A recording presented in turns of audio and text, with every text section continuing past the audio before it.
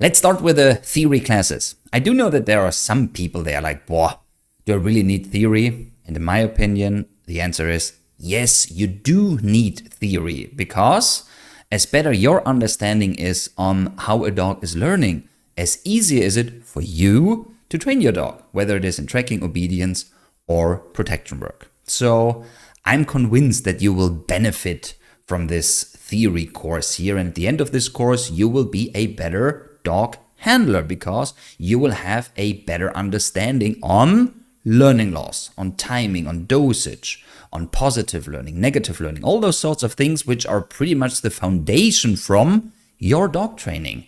And this is actually comparable to building a house. When you start building a house, you should start with a foundation. And if you have a rock solid foundation, you can build a very high tower. So your entire dog handler career is based on the foundation, and foundation is theory. I will give you the answers to the questions: what to do, how to do, and for me the most important question is, why should you do things, or why shouldn't you do things? So you will be the master of theory, and to achieve this, my suggestion is check out the entire course. Take a sheet of paper, do some notes, try to understand it. Then once you're done with that, go through this entire course a second time, maybe a third time, until you understand everything about timing, dosage, classical conditioning, operant conditioning, positive learning, negative learning, and so on. And now let's get started, and I'll see you in the first video.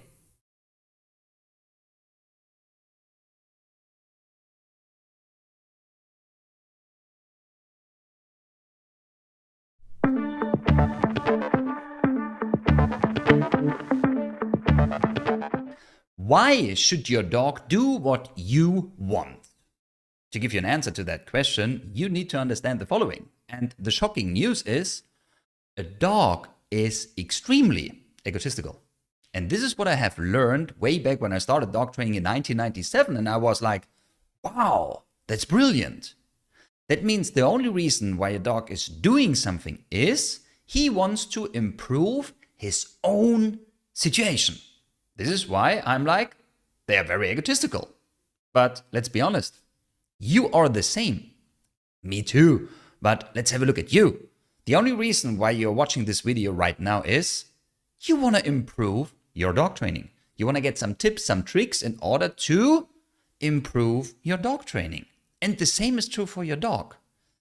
The only thing which is important is it must be value for the dog. What do I mean by that? Let me give an example. What is the main reason why human beings, people like you and me, get up in the morning from Monday to Friday between 5 and 6 o'clock?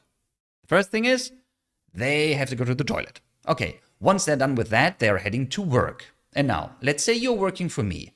You work, and this is what the Germans are doing, they're working 8 hours per day, 5 days in a week, 4 weeks in a month. And you're doing a great job. You're always on time and you deliver. You're just an awesome worker. At the end of the first month, I come to you and I pat you on your shoulder and I say, hey, you did a great job. Please continue the next month in the same way. My question now is, can you improve your situation by me tapping you on your shoulder? Is it valuable enough for you? Probably not, because what you need in order to pay your bills is you need money. And this is the reason why people getting up at 5 o'clock in the morning to head to work to get something in exchange. And this is valuable money. Without that exchanging or without having that value, you wouldn't go to work. So the same is true for your dog. If you ask him to track and put his nose down into the dirt, is it valuable for him to do this? I think most of the time we ask our dog to do something, he's doing it, and we take it for granted. Let me give you an example. You ask him to sit, he's sitting, and you're like, okay, perfect. Let's go ahead. Do you understand where I'm heading to? Let me give you a quick recap on that. The only reason why a dog is doing something is he wants to improve his own situation. The requirement for that is, or the question is it valuable enough to do something in order to get something? And before you start with the next lesson, lean back for a second and think about one thing. If I ask my dog to do something, whatever it is, sit, heeling, down, outing, barking, tracking, indicating an article, whatever it is it valuable enough for my dog to do it? If the answer is no, you figured out the reason why your dog is not doing what you want. And now, lean back and think about it. And I'll see you in the next lesson.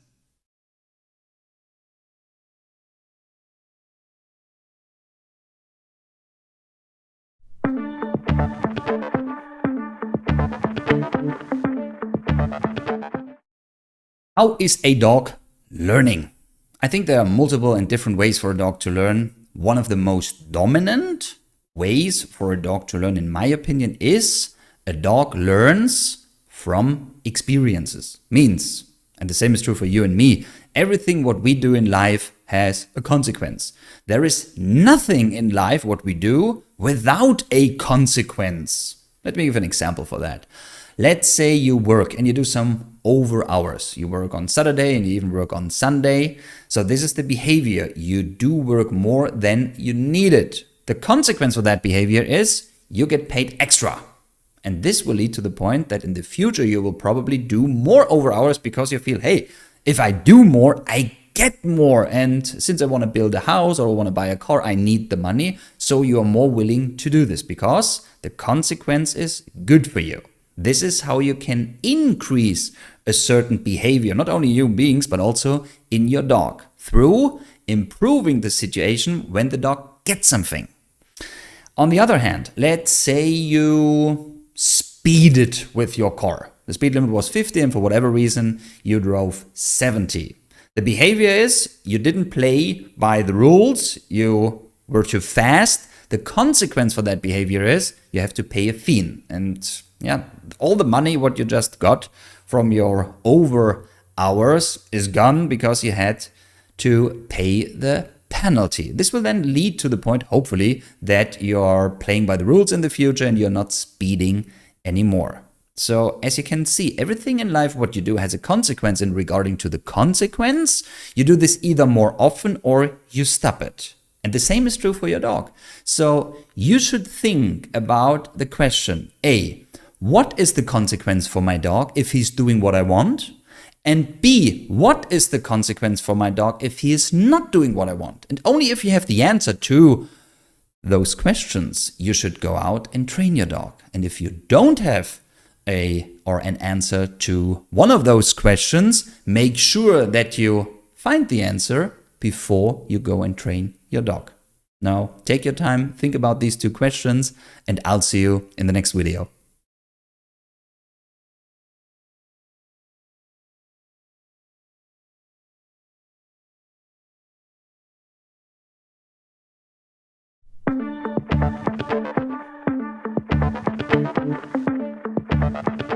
How to teach your dog an exercise. What we've learned in a lesson prior to this one here is that a dog is learning from consequences. Everything what he's doing has a consequence, and when it comes to teach your dog an exercise, it is pretty much the same. First of all, we have to get one thing straight, and this is, what is teaching? What exercise am I teaching my dog? And this is actually pretty simple. If I want my dog to sit on command, this is what I want to teach him. If I want my dog to come when I call him, this is what I have to teach him. So let's have a look at our iPad here. We've learned that every behavior is supposed to be followed by a consequence. And every single time when your goal is to teach your dog an exercise, these are things the dog does not know, and in the future he's supposed to do this, and in the perfect world he's doing the exercises on a verbal cue, on command, then we are talking about reinforcement. That means this is the behavior, and the consequence, and this is what you can keep in mind, is reinforcement. That means every single time when you want to teach your dog something, you want to reinforce it. Reinforcement is teaching. And now we have two different ways of reinforcement. We have, on the one hand, positive reinforcement. And on the other hand, we have negative reinforcement. And both training methods have the same goal. The goal is to teach your dog a new exercise. At the end of the day, when you have a look at it, both reinforcements give you 100%. 50% is positive reinforcement and 50% is negative reinforcement. And now I have to tell you the truth. I'm extremely egotistical too, the same as my dog is. And when I do know that there is 100% available when it comes to reinforcement, reinforcement is when I'm going to teach my dog an exercise, then I would rather go for 100% than only 50% for positive or negative reinforcement. And this is pretty much what you will learn here on our page. We are going to show you how you can combine positive and negative reinforcement and use both ways to teach your dog an exercise in a very friendly, in a very, very effective, and in a very, very easy way for your dog. And in the next upcoming videos, I'm going to show you what is positive reinforcement, how does it work, and how can you apply it. And I will also explain you what is negative reinforcement, how does it work, and how you have to apply it. And at the end of the day, you will decide by yourself what works best for you, what works best for your dog. I do know what works for my dogs, and this is a combination because, keep in mind, both training systems, they have their advantages and their disadvantages, but more in the upcoming videos.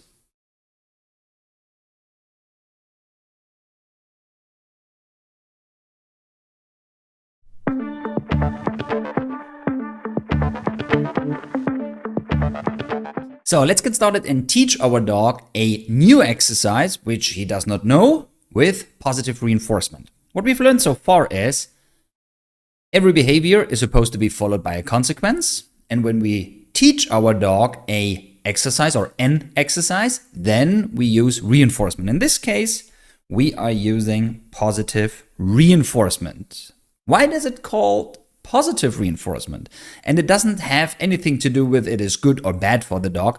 Positive comes from the math, addition, plus you add something. Another question is, what is it what you add when you use positive reinforcement? The two most used valuable consequences in positive reinforcement is, on the one hand, food, and on the other hand, for instance, a ball.